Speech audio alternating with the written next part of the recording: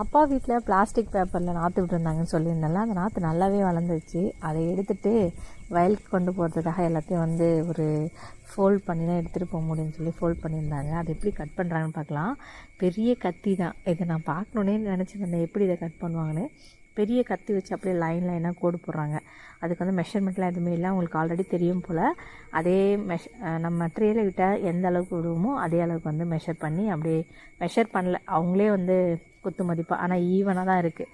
அதை அப்படியே வந்து கத்தி வச்சு கட் பண்ணிகிட்டே இருக்காங்க. கட் பண்ணோடனே பார்த்திங்கன்னா சூப்பராக வந்துடுது.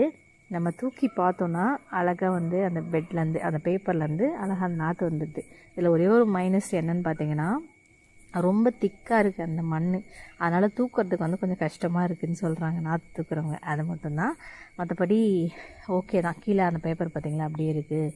சூப்பரான மெத்தடில் என்னென்னமோ புதுசு புதுசாக கண்டுபிடிக்கிறாங்கப்பா.